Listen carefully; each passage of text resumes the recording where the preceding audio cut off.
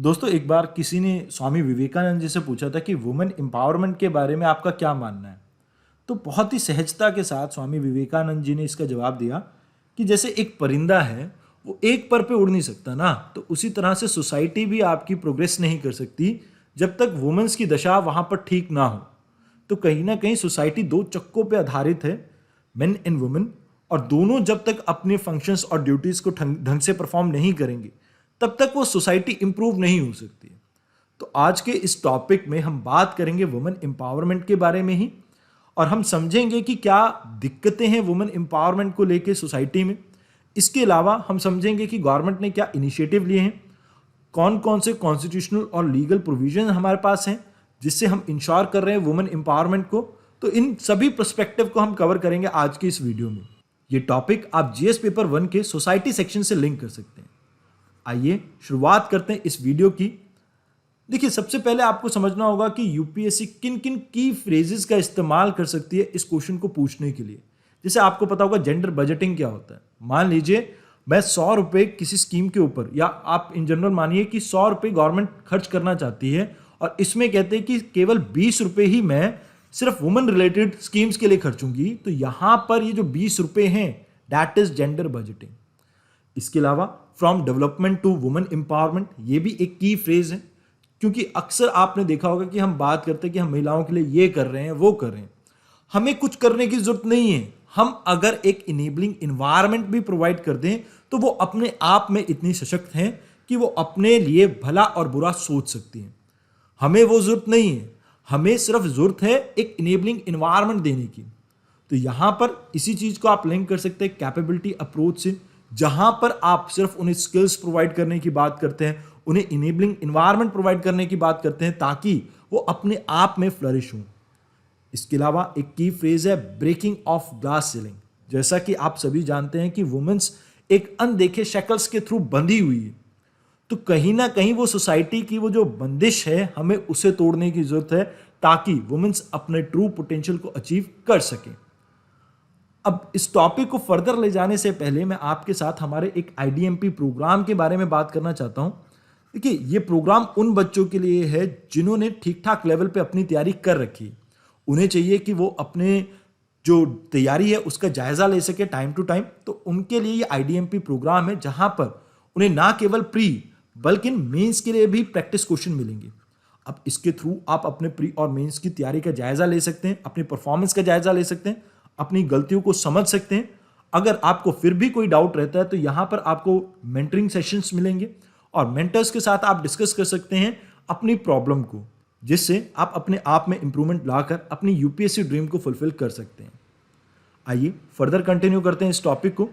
देखिए, महात्मा गांधी जी का मानना है, अगर हम बात करें तो मोरल स्ट्रेंथ में वो मेन से कई ज्यादा ताकतवर है। तो इस वजह से अगर हम ये कहते हैं कि वुमेन्स एक वीकर सेक्स है तो ये कहीं ना कहीं उनके साथ अन्याय है। अगर हम उन्हें इन बंदिशों से आजाद कर दें तो ये अपने ट्रू पोटेंशियल को अचीव कर पाएंगी और इससे सोसाइटी का कल्याण होगा। क्योंकि किसी व्यक्ति ने यह भी कहा था कि अगर आप एक आदमी को पढ़ाते हैं तो आप केवल एक आदमी को ही पढ़ा रहे हैं, लेकिन अगर आप किसी महिला को पढ़ा रहे हैं तो आप कहीं ना कहीं पूरी एक जनरेशन को पढ़ा रहे हैं। तो इस बात को कहीं ना कहीं गांधी जी भी मानते थे। अब यहां पर हमें समझना होगा कि वुमेन एम्पावरमेंट होता क्या है एक्चुअली। तो वुमेन एम्पावरमेंट का मतलब है कि हम कहीं ना कहीं प्रमोट कर रहे हैं सेंस ऑफ वर्थ वुमेन्स के अंदर, मतलब उनको उनकी पहचान वापस दिलाने की प्रक्रिया ही वुमेन एम्पावरमेंट है, जहां पर उनके पास अपनी खुद की चॉइस हो कि क्या उन्होंने करना है, क्या पहनना है, क्या खाना है, और किसी भी तरह का सोशल इन्फ्लुएंस ना हो जिससे वो किसी भी तरह का दबाव महसूस करें। तो इसे कहते हैं हम वुमेन एम्पावरमेंट। लेकिन इंडियन सोसाइटी में वुमेन एम्पावर्ड क्यों नहीं है, आइए इसे समझते हैं। देखिए, सबसे पहली चीज आपको यह समझना होगा कि जन्म से ही महिलाओं को बहुत सी परेशानियों का सामना करना पड़ता है। जैसे कोख, मां की कोख में ही बच्चे को मार दिया जाता है अगर वो महिला हो, यानी गर्ल चाइल्ड को। उसके अलावा आप ये देखिए कि एजुकेशन में भी इतना ज्यादा सपोर्ट नहीं किया जाता है फैमिली द्वारा। अब क्योंकि वुमेन्स इतनी ज्यादा एजुकेटेड नहीं होती हैं, जिसकी वजह से उन्हें अपने राइट्स के बारे में भी पता नहीं होता है अक्सर। जैसे आर्टिकल 15, आर्टिकल 16, आर्टिकल 14 के तहत इन्हें इक्वालिटी का अधिकार दिया गया है, बट महिलाओं को इनके बारे में नहीं पता होगा। अब क्योंकि एजुकेशन में कमी है तो इन्हें अपने पॉलिटिकल राइट तो नहीं पता, ना फंडामेंटल राइट पता। अब पॉलिटिकल राइट ना पता होने की वजह से आप देखेंगे कि आपकी स्टेट लेवल पे या नेशनल लेवल पे कोई भी ऐसा बड़ा लीडर नहीं मिलता है जो वुमेन रिलेटेड कोर इश्यूज को एड्रेस करता हो। तो यहां पर इनकी पॉलिटिकल रिप्रेजेंटेशन कम है। ऑल्दो गवर्नमेंट कोशिश कर रही है कुछ बिल्स लाने की जिसमें लोकसभा में भी इन्हें रिजर्वेशन मिल सके, बट एक चीज मैं आपको बताना चाहूंगा कि 73rd एंड 74th अमेंडमेंट के साथ भी हमने रिजर्वेशन दी है वुमेन्स को लोकल अर्बन बॉडीज में।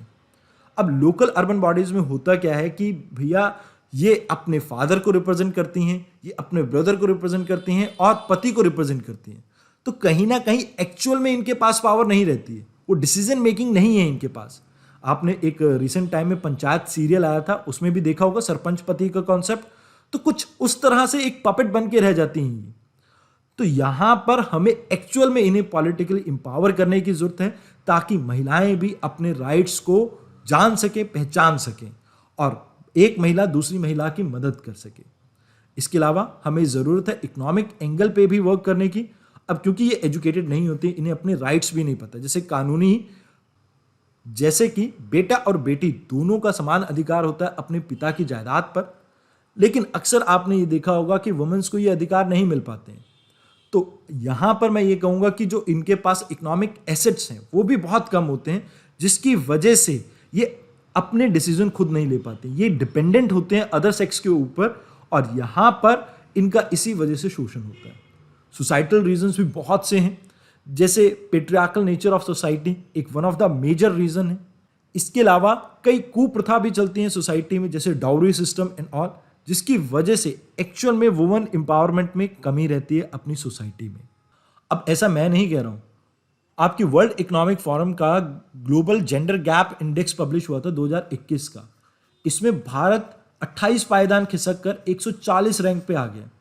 अब इसका मतलब ये है कि इंडिया में पॉलिटिकल और इकोनॉमिक जो फ्रीडम मिलनी चाहिए, अपॉर्चुनिटी मिलनी चाहिए वुमेन्स को, वो नहीं मिल पा रही है। इसके अलावा जो सेंसस हैं आपके 2011 के, उसमें भी ये कहा गया है कि मर्दों के मुकाबले महिलाएं कम पढ़ी लिखी हैं। जहां पर हम पुरुषों में देखते हैं कि लिटरेसी रेट ऑलमोस्ट 80% है, वहीं महिलाओं में ये 2/3 पॉपुलेशन तक ही पहुंच पाया है अभी तक, यानी ऑलमोस्ट 66%। इसके अलावा नेशनल फैमिली हेल्थ सर्वे 5 के अकॉर्डिंग अगर हम बात करें तो 10 स्टेट्स में कुछ ऐसी महिलाएं हैं जिन्होंने अभी तक, यानी 30% ऐसी महिलाएं हैं जिन्होंने अभी तक इंटरनेट यूज ही नहीं किया है कभी। इसके अलावा ऑलमोस्ट 1/5 वुमेन पॉपुलेशन के पास ऑपरेटिंग बैंक अकाउंट ही नहीं है। तो आप अंदाजा लगा लीजिए जिनके पास खुद का बैंक अकाउंट नहीं है तो वो कितनी ही इकोनॉमिकली एम्पावर्ड होंगी। अभी हाल फिलहाल में एक आपका डाटा पब्लिश किया गया था पीरियोडिक लेबर फोर्स सर्वे का।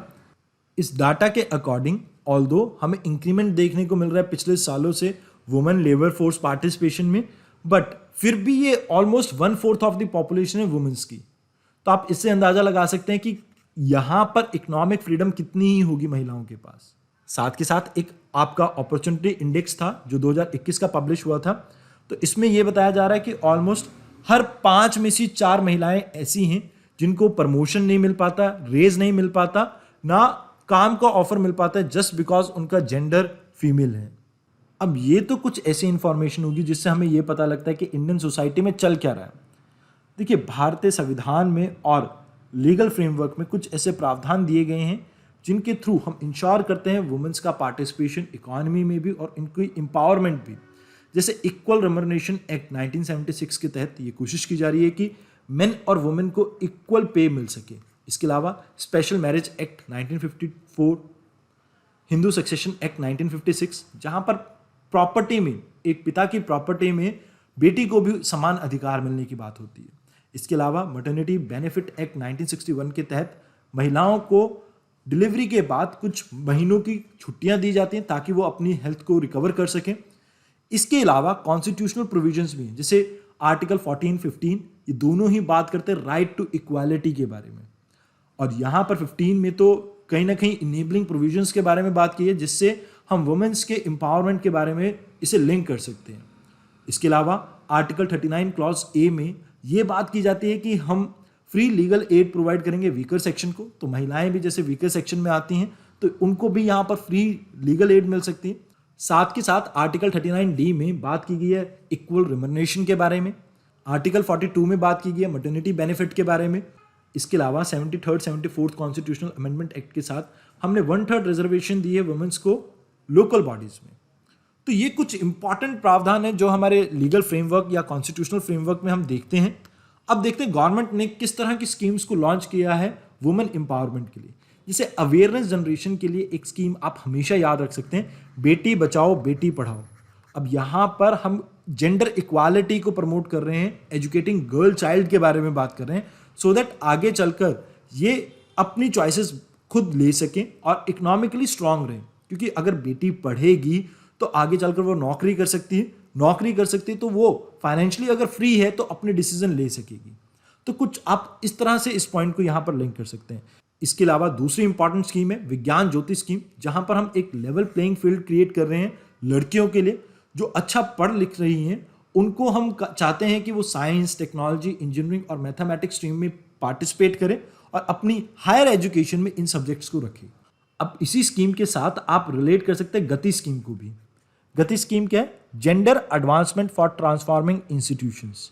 यहाँ पर एक कॉम्प्रिहेंसिव चार्टर क्रिएट करने की बात हो रही है, एक फ्रेमवर्क क्रिएट करने की बात हो रही है, जहाँ पर हम जेंडर इक्वालिटी प्रमोट कर सकें आपके स्टेम एरिया में। Stem area in the sense science, technology, engineering and mathematics.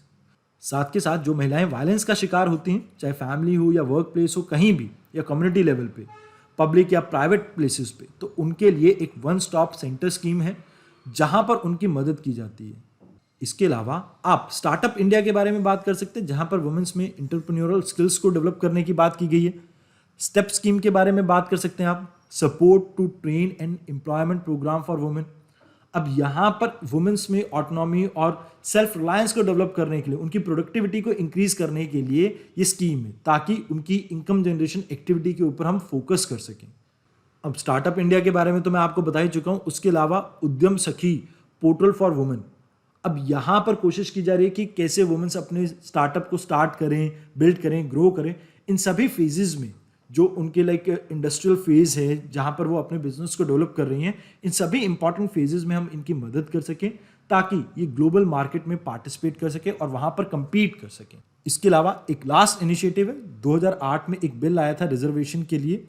Although ये पास तो नहीं हुआ है अभी तक, बट अगर हो जाता है तो काफ़ी अच्छा रहेगा, जहां पर लोकसभा में, lower house of the parliament में वुमेन्स को 1/3 रिजर्वेशन देने की बात की गई है। तो अगर ये बिल पास हो जाता है तो कहीं ना कहीं वुमेन्स की पॉलिटिकल एम्पावरमेंट को हम कुछ हद तक तो इंश्योर कर ही सकते हैं। ऑल्दो इसमें भी बहुत सी कमियां रहती हैं, बट कहा जाता है ना कि छोटे छोटे स्टेप से ही लंबे लंबे डिस्टेंस तय किए जा सकते हैं। तो ये एक छोटा स्टेप हो सकता है, आगे चलकर हम इसके ऊपर और बिल्ड कर सकते हैं। तो इस वीडियो में इतना ही। धन्यवाद।